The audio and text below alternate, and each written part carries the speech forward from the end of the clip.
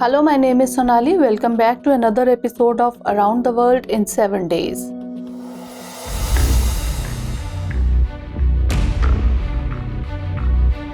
The army of any country plays an important role in protecting the country from external threats. For this, it follows the orders of the government in power. But when it comes to Pakistan, all these things become meaningless. In fact, there is a general belief that the army always dominates the politics in Pakistan.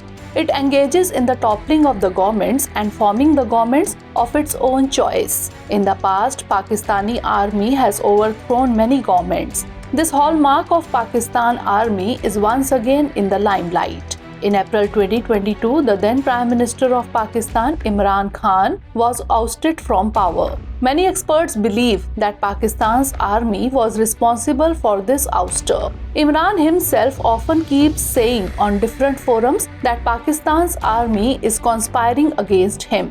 Imran's supporters are also openly accepting this fact. This was clearly visible when Imran Khan was arrested in a case on May 9 and his supporters protested against the arrest. Pakistan's army was the main target of this protest. The question is, why does the army want to control the government in Pakistan? Why is the army there so strong? Along with this, there is also a question that what is the history of eviction of prime ministers by the army in Pakistan? Let's understand these things one by one. No state can remain completely immune to its military's intervention in its domestic political affairs, but this danger is more in a totalitarian regime. Political and social factors are mainly responsible for military intervention. Coming to the first factor, if a country's constitution permits the allocation of ministerial functions to officers of the armed forces, or when a civilian government becomes dependent on the support of the military, then probability of military intervention increases. Also, when there is a lack of a healthy and organized public opinion in the country and the government becomes corrupt, along with the decrease in the popularity of the elected leaders, the chances of an army coup increase.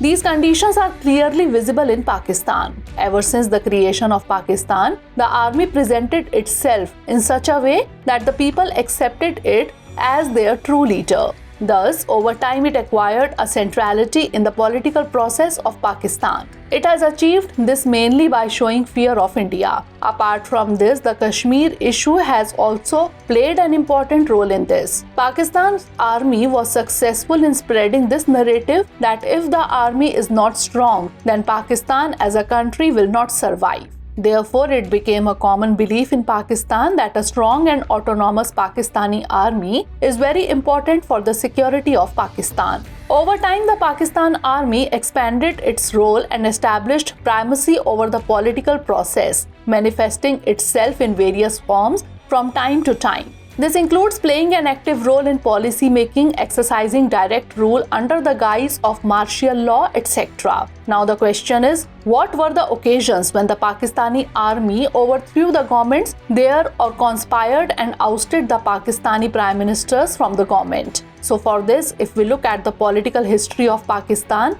then the fight or estrangement between the politicians and the army has been the reason for the ouster of the political leaders from the chair.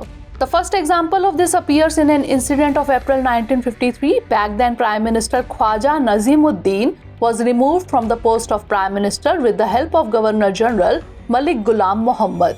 In fact, Governor General Malik had dissolved the government, citing Lahore riots and the deteriorating economic situation as reasons. However, it is believed that the real reason behind this was an attempt by Khwaja Nazimuddin to curtail the powers of the Governor General through a newly prepared constitution. Further, in October 1958, President Iskandar Mirza imposed martial law, that is military rule in Pakistan. Simultaneously, Mirza made General Ayub Khan the commander-in-chief of the Pakistan Army. Apart from this, he also invalidated the Constitution of Pakistan, which had come into force barely 2 years ago, that is in 1956. Not only this, but Mirza also banned all the political parties of Pakistan. In an interesting turn of events, on 27th of October 1958, Ayub Khan arrested Iskandar Mirza and expelled him from the country. What's even more interesting is the fact that Iskandar Mirza had personally played a key role in making Ayub Khan the commander-in-chief of the Pakistan Army. After this, in the year 1973, Zulfikar Ali Bhutto was elected as the Prime Minister of Pakistan. He promised to bury the martial law once and for all, but ironically, he himself was hanged and buried by the martial law government. It is said that Bhutto was keen on reforms in the army and administration. He wanted to establish the democratic supremacy in Pakistan but eventually perished to military dictatorship. Further, in the year 1985, partyless elections were held in Pakistan. In this, Muhammad Khan Juneja was elected as the Prime Minister. However, a few days later, relations between Juneja and President Muhammad Zia-ul-Haq began to deteriorate. Finally, in May 1988, President Zia removed Juneja from the post of Prime Minister. One of the reasons for this was the indictment of the soldiers responsible for the Ojri camp incident in Rawalpindi. Then, after Juneja's removal, Benazir Bhutto became Prime Minister in the year 1988. But she also met the same fate as her predecessors. She also could not complete her tenure.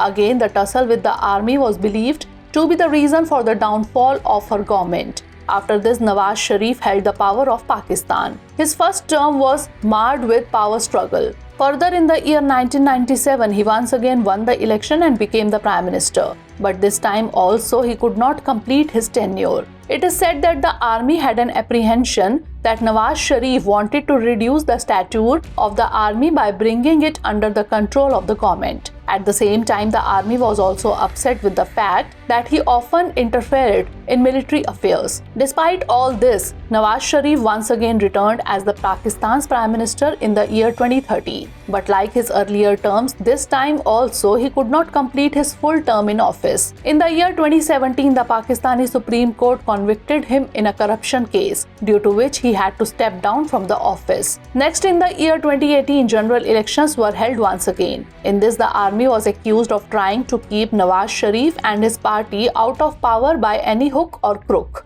In the elections, the army extended its support to former cricketer Imran Khan, who eventually won the election and became PM. After this, once again, the game of checkmate started. It is interesting that the army, which is said to have helped Imran Khan reach the post of Prime Minister, conspired for his ouster. These days, the army's former blue-eyed boy is openly speaking against it. He is accusing it of conspiring his and his supporters' assassination. Thus, many prime ministers came and went in the history of Pakistan, but no one could complete the term. From the establishment of Pakistan till date, the Pakistani Army has always maintained its supremacy. In fact, the Pakistan Army has never accepted or tried to understand that its real job is to defend the country and follow the orders of the government, not to give orders to it. On the other hand, amid the battle for power between the army and political class, ultimate sufferer is the democracy and the people of Pakistan. So that's all in today's episode. See you in the next episode. But before leaving,